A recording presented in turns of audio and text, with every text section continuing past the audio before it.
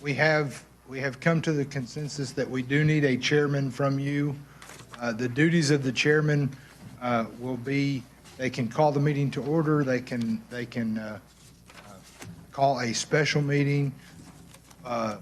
Any one of you can make a motion to vote on something, but it'll be up to the chairman, whoever that is, to just kind of direct that vote. And then when we present to the city council, they will be the person that assists staff in presenting to the city council. So that being said, would anyone like to make a recommendation or a nomination for a chairperson? Yes. I would like to recommend the lady down on the end, Teresa? Teresa. Accept that recommendation as far as, or that nomination? Yes. Okay. We have a nomination for Teresa Beck.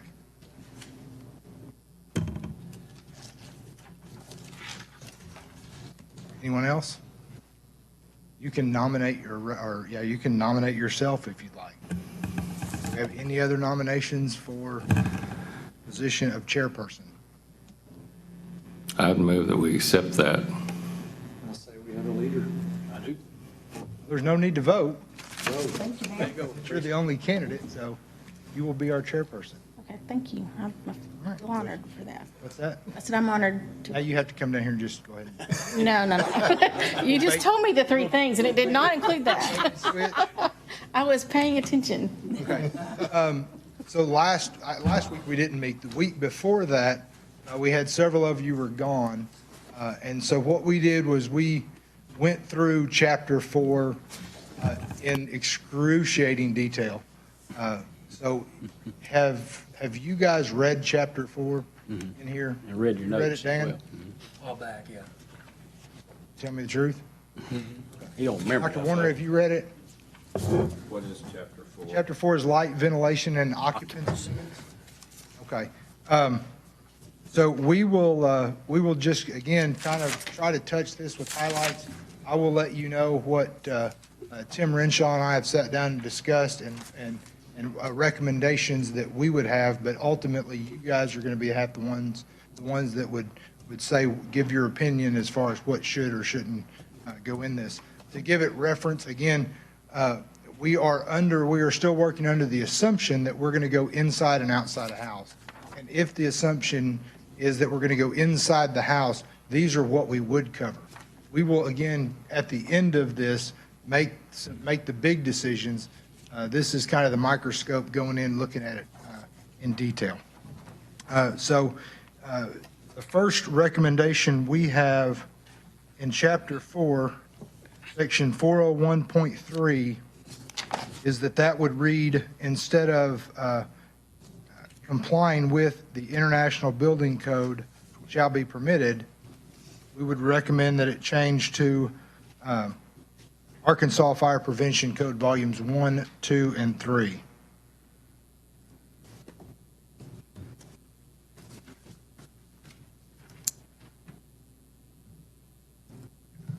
I have not read, What's that?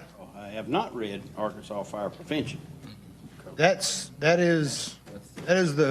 are the volumes that we use as our building codes. So what this is saying is that it's going to fall in line with International Building Code. We're changing that to saying it just needs to fit and not contradict anything in the codes that we That stuff has been in place a long time. since Okay, 2006. okay. So it's already the rule. Right, correct. Okay. Do we motion to move on each one of these separate items, or are we just going to wait till the end and move on all of it, or? I would say probably we would want to do it on each one of those. And that's because everybody might agree that we want to change that to Arkansas Fire Prevention Code. Some of the other stuff, everybody might not agree. I make a motion that we accept 401.3. All right, so we have a motion and a second to accept those changes to 401.3. I don't know if I call that or you call that. I just say we vote. Okay, Vote. all in favor? Aye. Opposed? All right. The next section that we want to look at is 402.1 habitable spaces. This talks about how much window space has to be in a house, and if you remember those square foot requirements. It was our discussion that this didn't have a bearing on health, safety, and welfare, from our opinion. So we have no, we looked at it, there weren't any changes that we would make to it substantively, can't say that word. But it also wasn't imperative from the standpoint of health, safety, and welfare.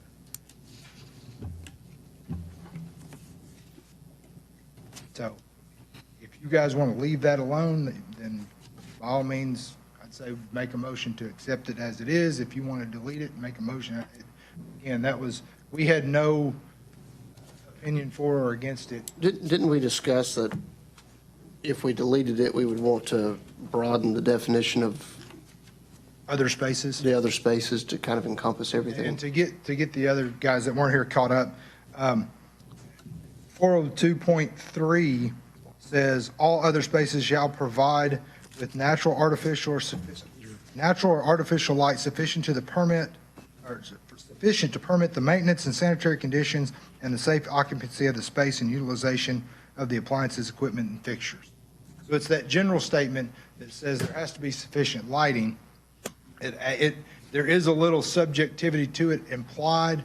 However, it's one of those things that if there's light available, we're not going to be in the position to try to argue that's not sufficient.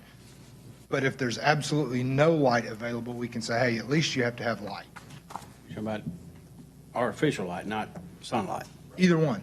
Okay. Either one. Okay. And to kind of preface your question, the alternative devices back up in 401.3 says that if you can't have the window light, it can be replaced with artificial light. So, anybody have any discussion, recommendation about those parts?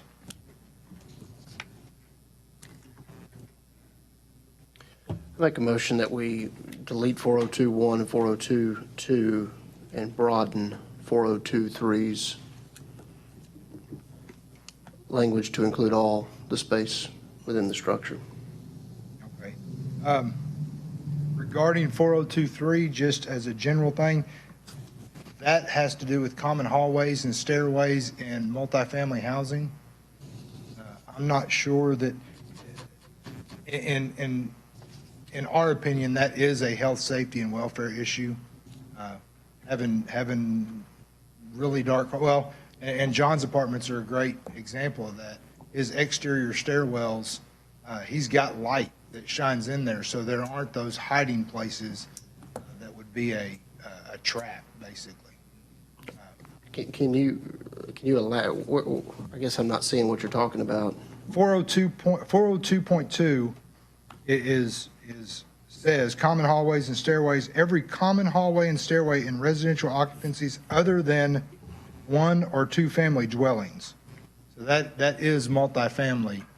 That's saying the common hallways that two different families would share. Okay. So you're saying you probably really need 402.2 to stay in there In our opinion, because of police and safety? it's a safety issue. Yes. Then we should probably make a change to the minutes from last time because it references deleting 402.2. Yeah, it does. Least reference to it, yeah, it does, 401.2, 402.1, 402.2. So I'll amend my motion. I make the motion that we delete 402.1 and broaden the definition of 402.3 to encompass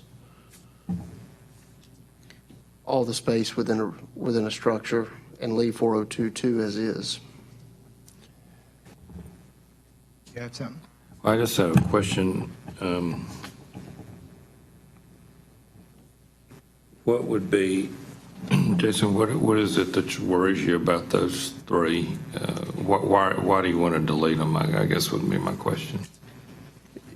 The three, you're talking about deleting 402.1? Yes, sir. Isn't that what you said you wanted to? I mean, Well, what's the problem with them? I guess I mean, I don't have a strong opinion. I'm just curious. Sure. It seems like last time our discussion was rooms that did not have windows. Now, you had mentioned something a while ago. Where did you see that exception? Because 401.3. Right there, alternative see, it says- devices. It says, in lieu of the means for natural light and ventilation herein prescribed, artificial light or mechanical ventilation complying with, again, the Arkansas Fire Prevention Code shall be permitted. So it allows for the artificial light.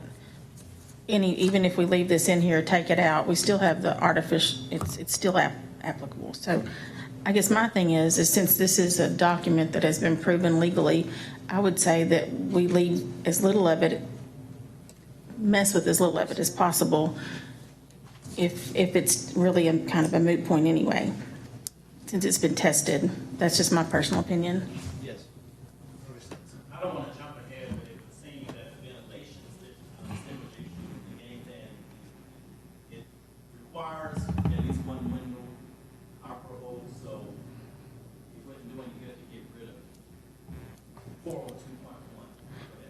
402.1. Right, if you did, you would have to do something with 403. I guess I'd kind of comment on what Teresa just said. Unless there's a really strong reason to take something out that maybe you or Steve or whoever the inspectors are that are involved, for instance, when we get to the plumbing, I'd really be interested to know what the plumbing inspectors think about what's in here. If there's no strong reason to take it out, my opinion is we ought to leave it intact as much as we can. I mean, lots of people put a lot of effort into this whole document, and it probably works well together. Unless, I mean, I certainly respect that we're not like everybody else in every way. So certain cities, things would really bother you guys. To me, y'all are the lead of this. If there's things here that you really worry you, we ought to strike it. If it's and kind of with what Teresa said, the less you monkey around with this, the more intact document you have, the more useful it might be. I mean, it's been adopted by lots of people, and it's, maybe I'm talking more of a process than this particular issue. we're talking about, I guess I'm getting off track. It's my opinion, we're talking about 402, which references lighting. Okay, 403 references ventilation. So ventilation is not part of this topic. We're just talking about lighting. I guess my question is, and from last meeting's discussion, rooms that do not have windows, how would that be treated? And I know it was kind of laughed off a little bit about, the theater rooms and stuff like that, but in 20 years, when those properties aren't priced the way they are now, how are those rooms going to be addressed? And so now you've referenced that it's addressed up here in 401.3, which that wasn't discussed last time, so that makes a little sense. But I guess my question is, how would a room with no windows and an interior structure be handled in this setting? If there was no light available in the room, the only two ways to correct that would be either install a window or put in lights. Okay. Because again, the artificial lighting says you can do that in lieu of the windows. Okay. In 402.1, it starts out and says every habitable space shall have at least one window of approved size facing directly to the outdoors or court stop. Right there. It just says that.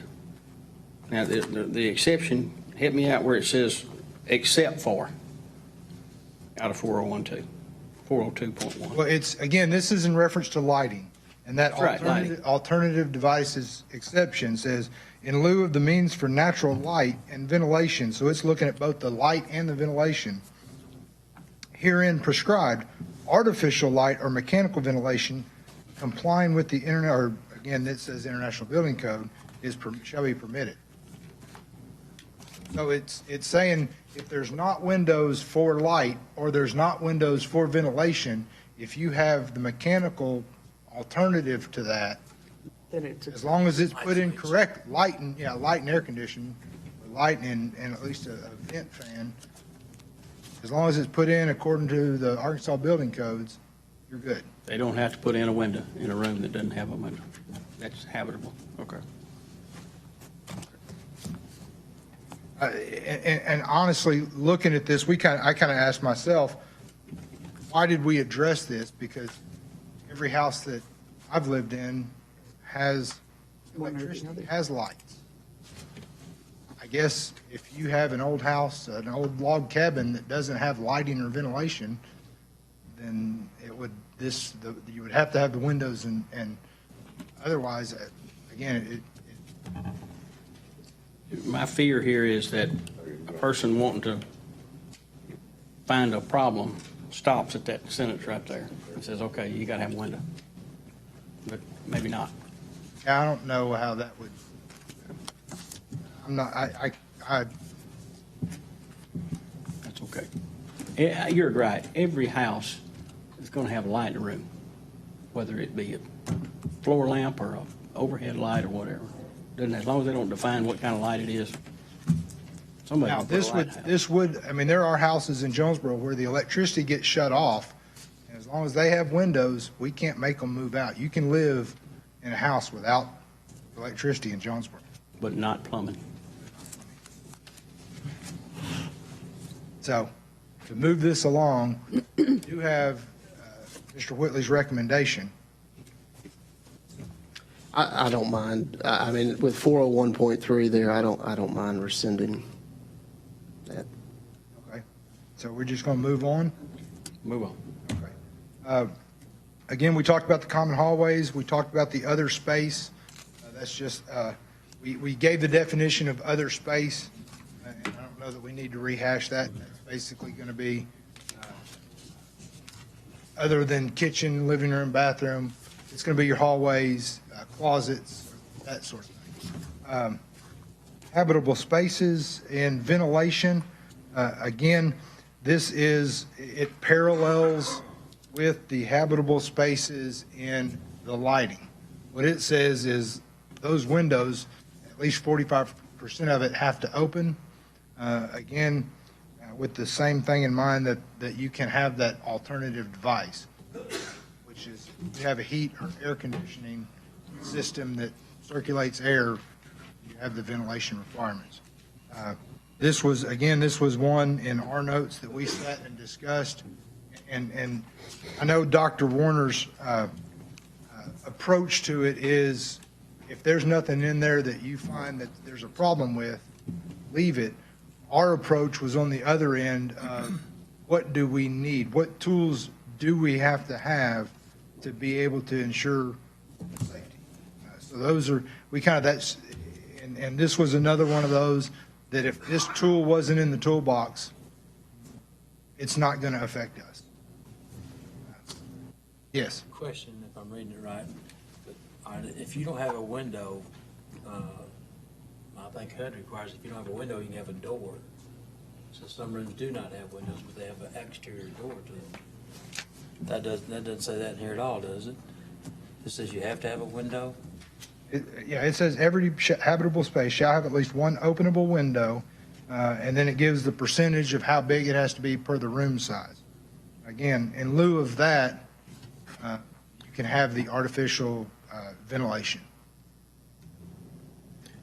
Actually, HUD's ensure one window per room to open, close, lock, and be fitted with a screen. Windows must open, close, lock as designed, and it can't have any broken window panes. That's the exact HUD recommendation. I think they let them buy if there's an openable door in the room, though. If there's a way to get out or get air, but it doesn't have to be. That's for sleeping quarters.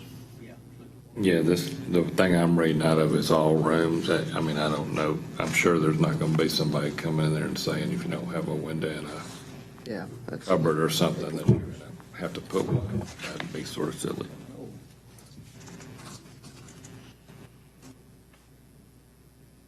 Have any recommendations from your perspective.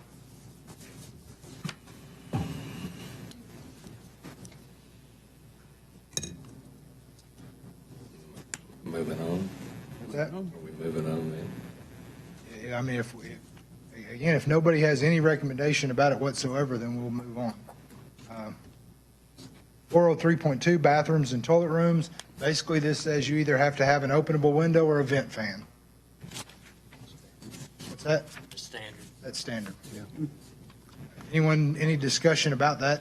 And I just can't imagine any house not having any of those things, like a way to get in and out of a room or a window or something. It would just be asking for trouble, so kind of just seems like real common sense, this section. Cooking facilities, this is one that specifically addresses multifamily or dorm rooms or housing units. And it basically says you can't have appliances in a house, in a bedroom. So you can bring, and it gives an exception for devices such as coffee pots or microwaves. So again, thinking of the dorm at ASU or a hotel room, they can't put in a stovetop oven. Now, they can do they can design it like some country suites with a kitchenette, but just a bedroom they can't have. Again, they can't put in appliances. A hotel room? Yes, hotel, Hot plates, cooktops. cooktops, stoves, that sort of thing. So there can't be a cooktop in a hotel room? And unless it's designed as a kitchenette, unless they meet some other design A requirements. room, no, but a suite sort of setup, But as yeah. far as, somebody couldn't go buy the old Holiday Inn in those rooms and then just stick, again, a cooktop, a stove cooktop in. So, any questions or comments or about that? You know, this weekend. Process ventilation has to do with, when we talked about that, any dangerous gases or fumes that they have to be vented out of the house.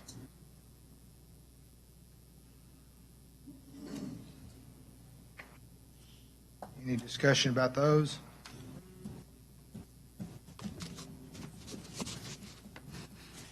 Hearing none, we'll move on. Clothes dryer exhaust. This was one that basically says you have to have an exhaust for your clothes dryer unless the dryer is designed as exhaust-free. Any discussion or comments about that? I've seen a lot of houses with the exhaust in the garage. Uh, Are they allowed or not allowed with this? Shouldn't be allowed, but I've seen them. Yeah, I'm not sure. Not allowed. You've seen them. You'll see them. Laying all in the garage. All right, we will move on to occupancy limits, section 404. And we will kind of look at this thing, the only way to look, you're looking at me like this. No. The only way to look at the occupancy limits is we can't take this apart and look at each part. You really have to take it as a whole, otherwise, and it's almost a house of cards, if you will. If you pull something out, the whole thing will collapse, because everything to do with all these requirements has to do with setting up the definition of rooms towards occupancy limits. Now, we talked about this last time. There may be some reasons that a landlord might want occupancy limits as far as being able to rent to people.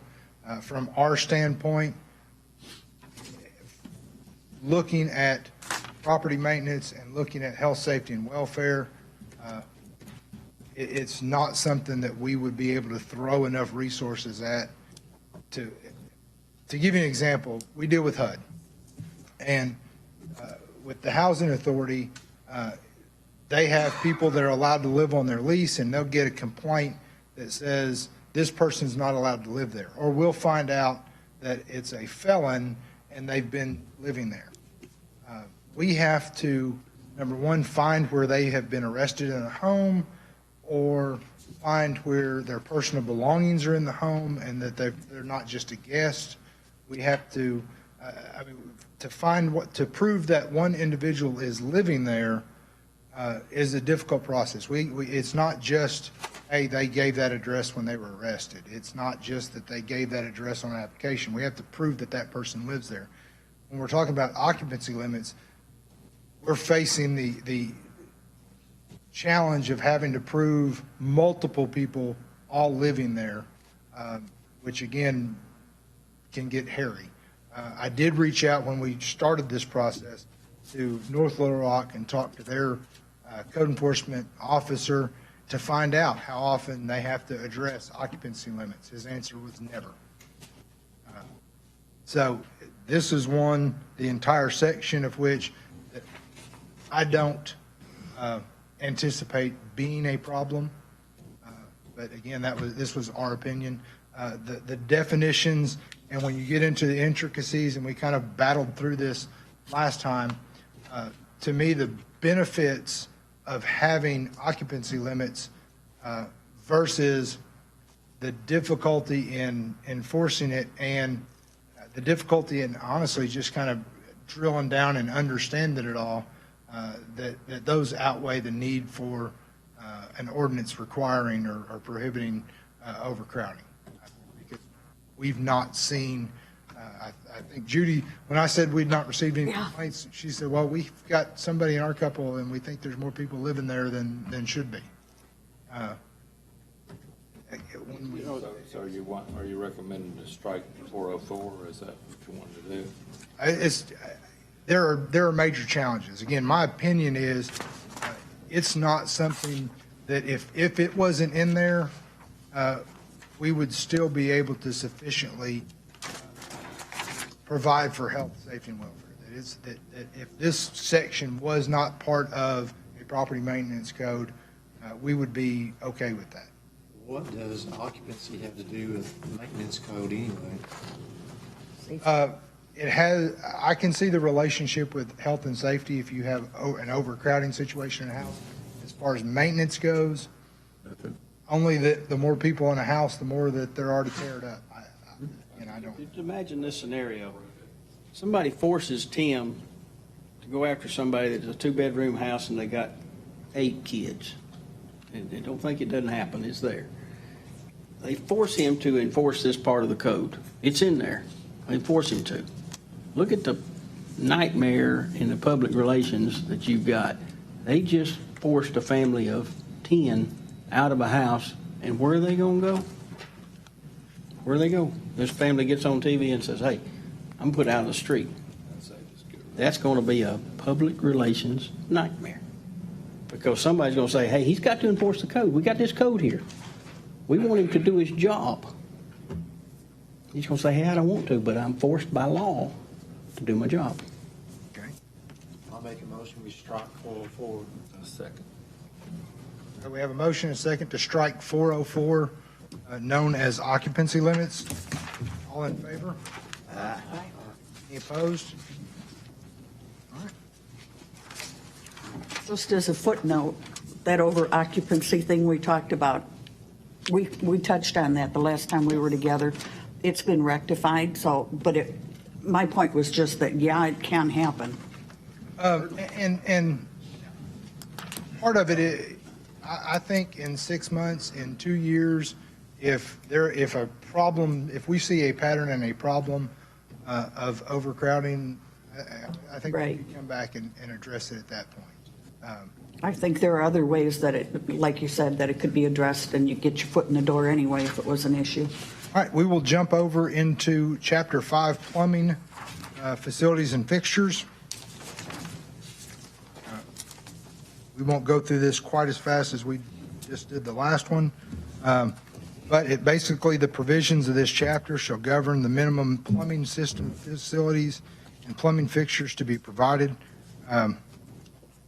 Again, responsibility, the owner of a structure shall provide and maintain such plumbing facilities and plumbing fixtures in compliance with these requirements.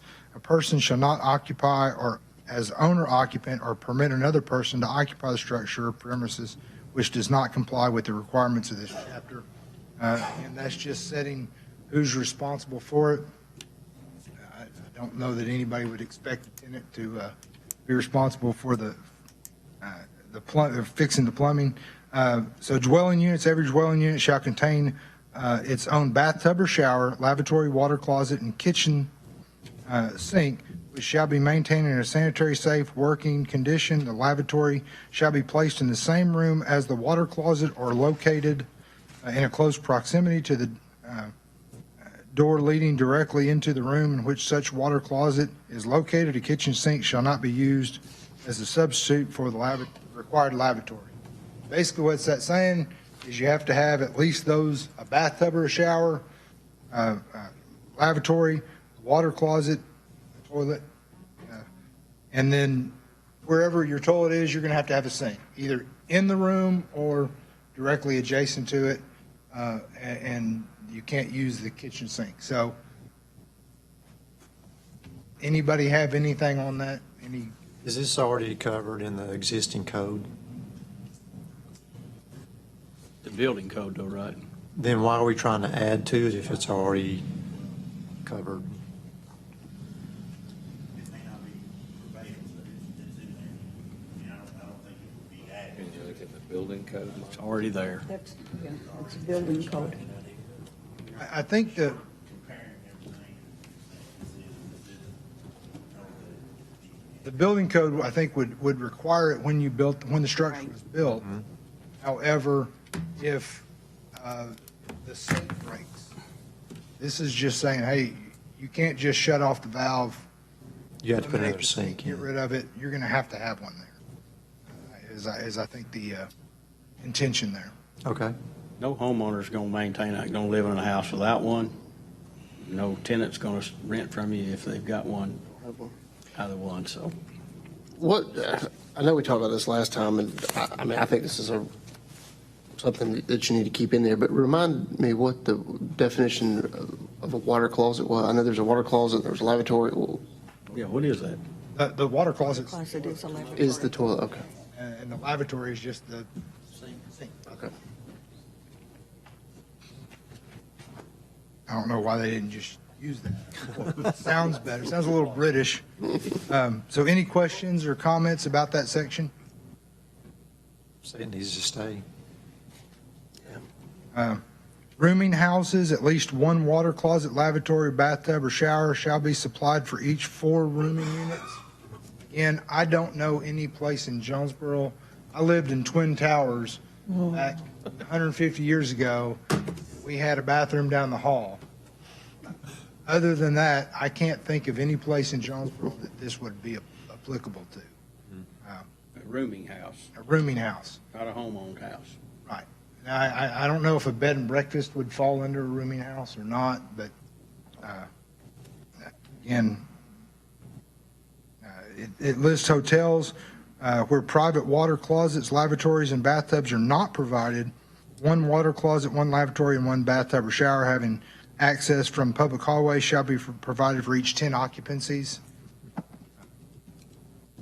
Again, I don't know where that would, I'm not sure where that would apply. I'm probably not going to rent a hotel room that doesn't have its own. Employee facilities, a minimum, and as we go through these, stop me if you have discussions. If you want to talk about it, or please stop me. Employee facilities, a minimum of 1 water closet, 1 lavatory, and 1 drinking facility shall be available to employees.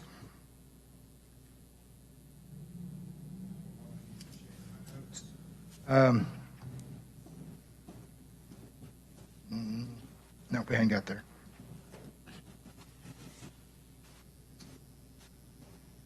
Uh, 502.4.1, drinking facility. Drinking facility shall be a drinking fountain, water cooler, bottled water cooler, or disposable cups next to a sink, or water dispenser. Drinking facilities shall not be located in the toilet rooms or bathrooms. And again, this is talking about a business. Public toilet facility. Did I hear a question? Or public toilet facilities shall be maintained in a safe, sanitary, and working condition in accordance with the and this says International Plumbing Code. We're going to recommend that that be changed to Arkansas Plumbing Code.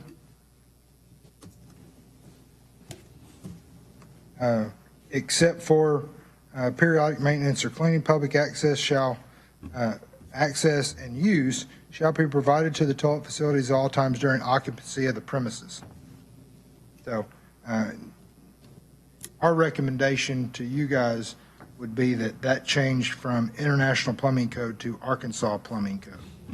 So moved. Have a motion and a second to change that to read Arkansas Plumbing Code instead of International Plumbing Code. All in favor? Aye. Any opposed? All right. Section 503, toilet rooms. Okay, private toilet rooms and bathrooms shall provide privacy and shall not constitute the only passageway to a hall or other space or to the exterior. A door and interior locking device shall be provided for all common or shared bathrooms and toilet rooms in multiple dwellings. This is one that, again, we had no opinion of one way or the other. How would you do that? How would you do what? How would you have a bathroom with only passageway? Who would build a house like that? To be an add-on or something. What's that? It'd have to be some kind of add-on Yeah. or something, right? Which you would need a plumbing, I mean, I'm not worried about the lock, locking somebody. The bathroom has to have a lock, and they don't want the hallway locked. That's the point of the. They would lock themselves. Somebody might lock the bathroom and lock them in a bedroom. Yeah, something like that, probably. Okay. Yeah, it'd be foolish anyway. well, a door and lock, where it says a door and locking device shall be provided for all common or shared bathrooms and toilet rooms in multiple dwellings.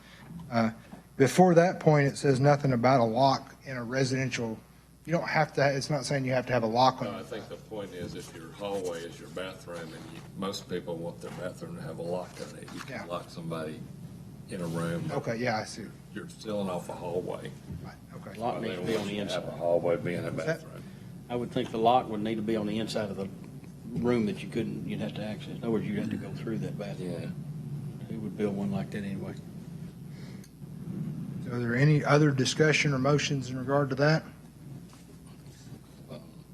Okay. They've long. 503.2, location. Toilet rooms and bathrooms serving hotel units, rooming units, and dormitory units or housekeeping units shall have access by traversing a maximum of one flight of stairs and shall have access from a common hall or passageway. And that is only for those specific businesses or properties. Anything? Location of employee toilet facilities. The toilet facilities shall have access from within the employee's working area. The required toilet facility shall be located a maximum of 1 story above or below the employee's working area, and the path to travel to such facilities shall not exceed a distance of 500 feet. Employees' facilities shall either be separate facilities or combined employee and public facilities. There's an exception for that. Facilities that are required for employees in storage structures or kiosks, which are located in adjacent to structures under the same ownership, lease, or control, shall not exceed a traveling distance of 500 feet from the employee's regular working area to the facilities.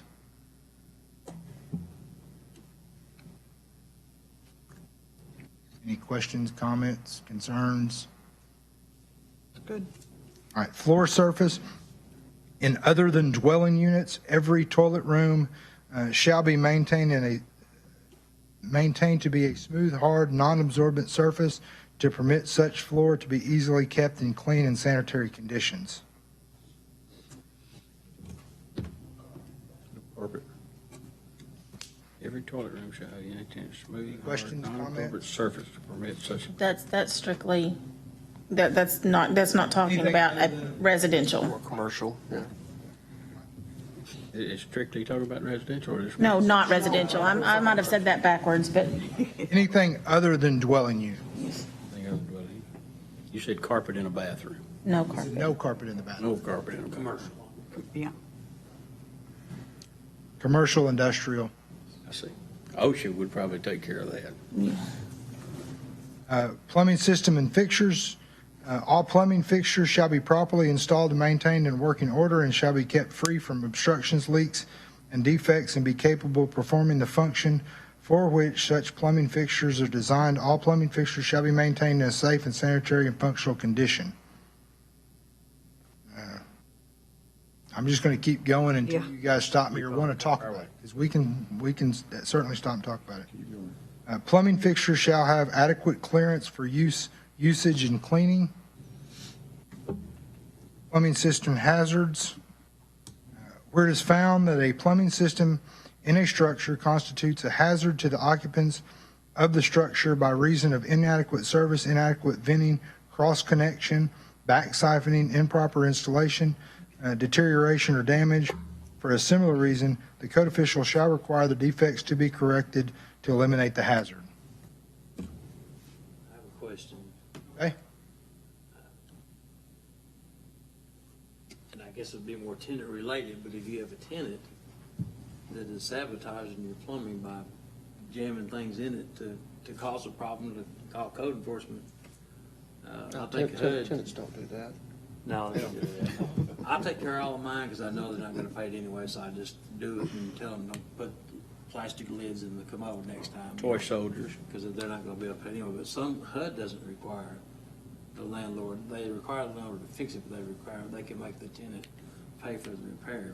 Where do you get into a situation where somebody's not paying their rent, and they're gonna sabotage what they can sabotage, to call code enforcement just so they can make somebody fix something when you can prove that they tore it up? I take care of mine regardless, it doesn't matter with me, but I'm just saying in general, what kind of a can of worms are you opening up there? If the main line works, everything's, if you camera it, everything's fine, but if they're jamming things in there to cause a problem. That What happens question goes directly to, not to the code, but to what our policy and procedure, our practices would be. So switch over, or flip over to SOP real quickly.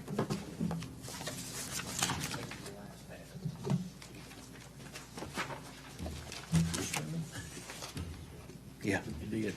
If you look at, let me find it.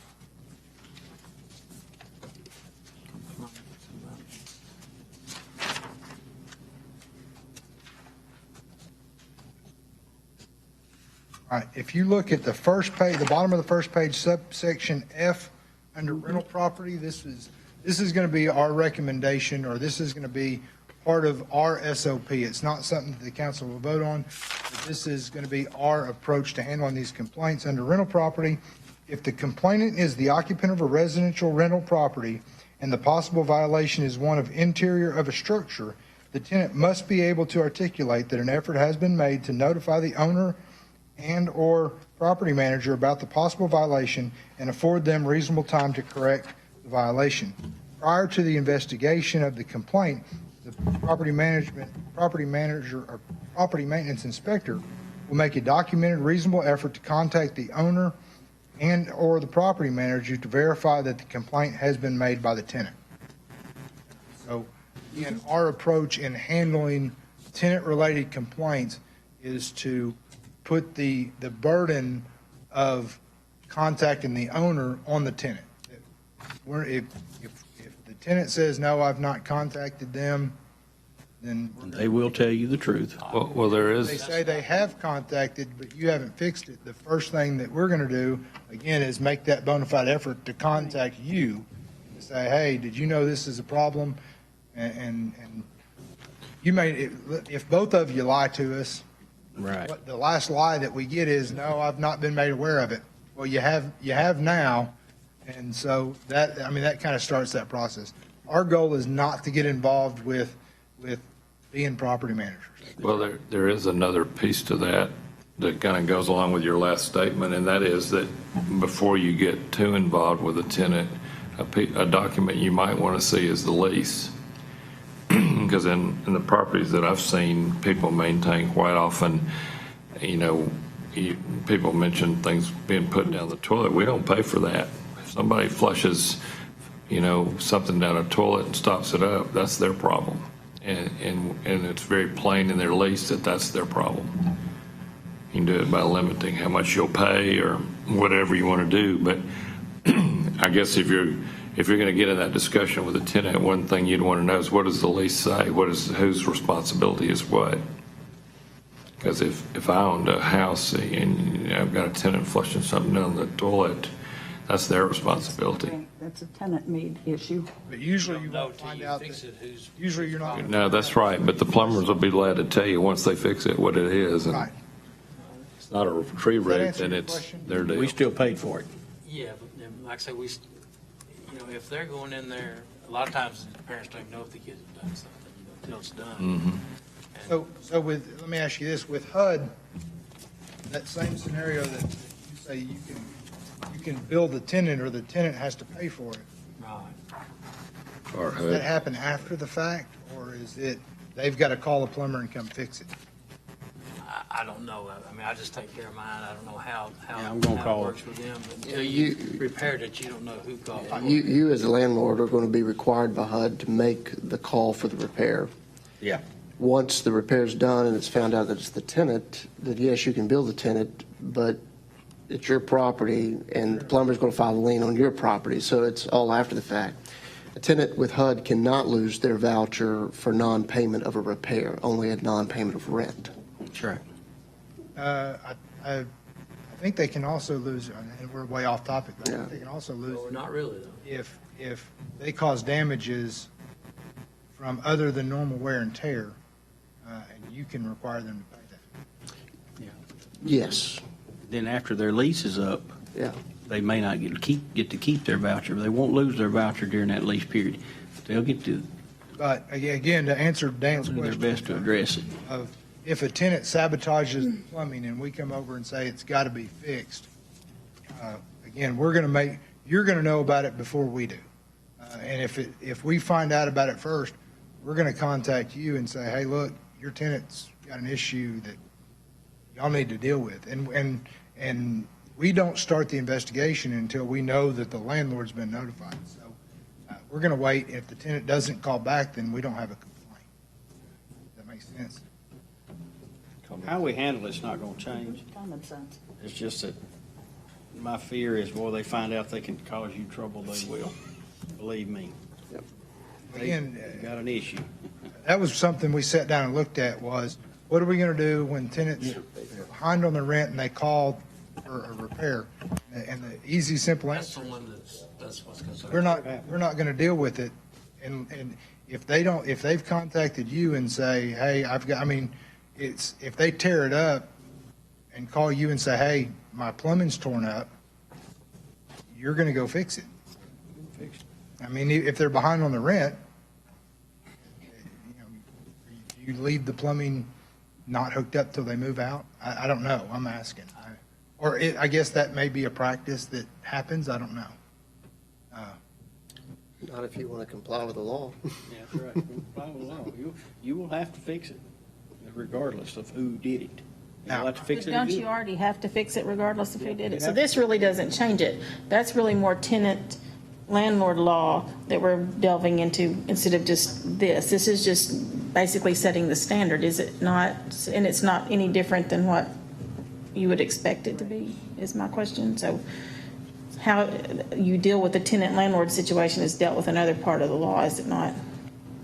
Like different codes, right? Yeah. And again, our goal was to specifically look at if it's a tenant landlord dispute, we don't want to jump in Right. the middle of the tenant. Right. Right. So, now, and the reverse will happen is that a tenant will have problems and they'll have a landlord that won't fix it. And so that's where this kind of is going to kick in, hopefully, or help alleviate some issues. Any other discussion about that? No? Yes? All right. 505 water systems. Every sink, lavatory, bathtub, or shower, drinking fountain, water closet, or other plumbing fixtures shall be provided or shall be properly connected to either a public water system or to an approved private water system. All kitchen sinks, lavatories, laundry facilities, bathtubs, and showers shall be supplied with hot water or tempered and cold running water in accordance with the International Plumbing Code. again, we will make that same recommendation that that be changed to the Arkansas Plumbing Code. Make a motion to change that. Second. All right, so we have a motion and a second to change that to the Arkansas Plumbing Code from the International Plumbing Code. All in favor? Aye. Any opposed? All right. Contamination, the water supply shall be maintained free from contamination, and all water inlets for plumbing fixtures shall be located above the floor level rim of the fixture. Shampoo basin faucets, janitor sinks faucets, and other hose bibs or faucets to which the hose are attached and left in place shall be protected by an approved atmospheric type vacuum breaker or an approved permanently attached hose connection vacuum breaker. For explanation, I had no idea what any of that meant. Me either. So now I know. Basically, your water supply system, if the main line breaks downtown Jonesboro and water starts shooting out, it's going to create a vacuum in your house. If the sink level is here and the faucet level is here, no matter how full that bathtub is, it's just going to suck air. No problem. If the faucet level's below the rim and you had contaminated water, you can contaminate the city's water supply, basically. Wait a minute, say that again. The faucet is below, If the top of the faucet is below the top of the sink, if you go home and look and get down on your knees and look across the top of your sink, that faucet's always going to be above it. And Okay. it's definitely going to be above that little hole that's in the front of the sink. okay. Prevent overflow. So again, that's a public safety. What it's talking about, the bib hoses, is if you've ever seen the janitor sinks that are down low and they have a hose that hooks to it, we have them here. I had the plumbing inspector kind of showed me what it is.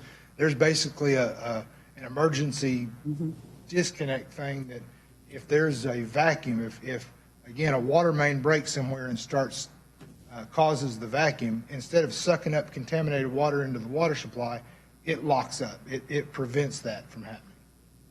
So houses aren't going to have to deal with it. Businesses, hotels, and industrial places. Backflows, Yeah. backflow. So, Is that why backflows are required on sprinkler systems? Okay, that makes sense. all right. Any other questions about that? Something new. The water supply system shall be installed and maintained to provide a supply of water to plumbing fixtures, devices, and apparatus in sufficient volume and at pressure adequate to enable the fixture to function properly, safely, and free from defects or leaks. Again, that's just basically saying it's got to be hooked up to a water system. It's got to have enough water pressure to work.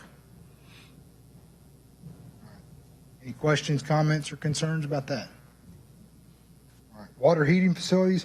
Water heating facilities shall be properly installed, maintained, and capable of providing an adequate amount of water to be drawn in every required sink, lavatory, bathtub, shower, and laundry facility at a minimum temperature of 110 degrees Fahrenheit or 43 degrees Celsius. A gas-burning water heater shall not be located in any bathroom, toilet room, bedroom, or other occupied rooms normally kept closed unless adequate combustion air is provided and an approved combination temperature and pressure release valve and relief valve discharge pipe shall be properly installed and maintained on water heaters.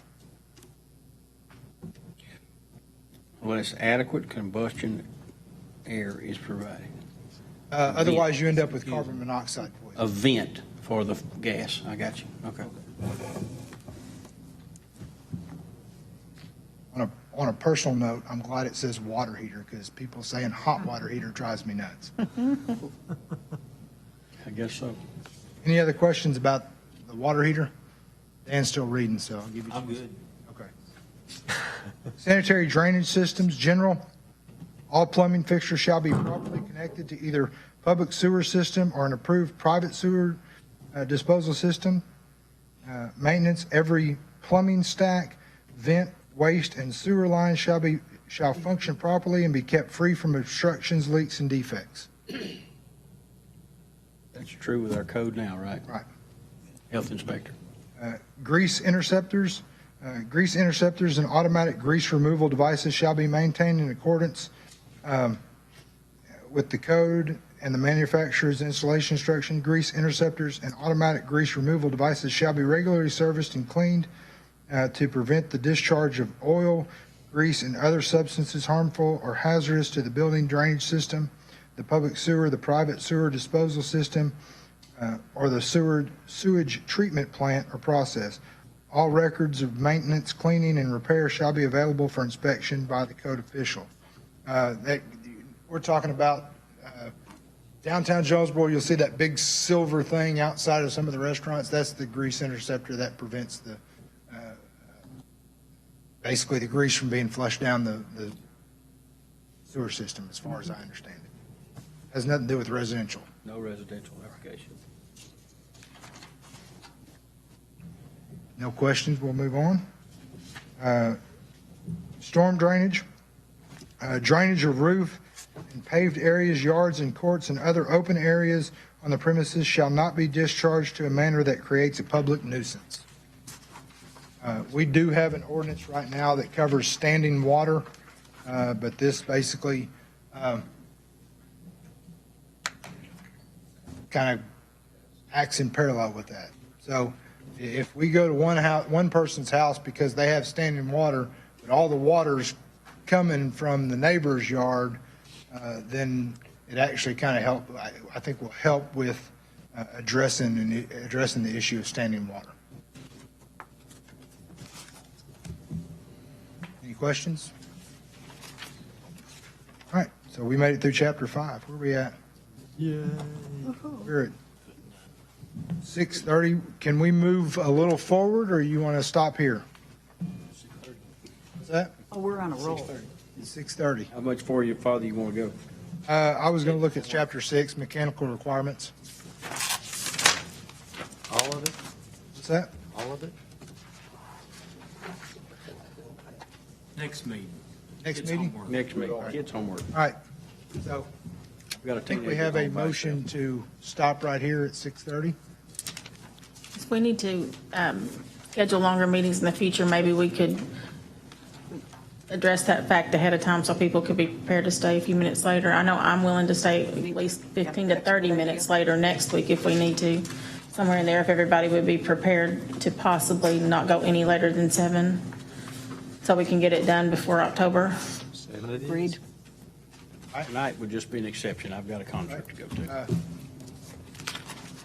With that, we have a motion to extend next week's meeting till 7 p.m. All in favor? Aye. We have another motion to adjourn for the evening. All in favor? Aye. See y'all next week.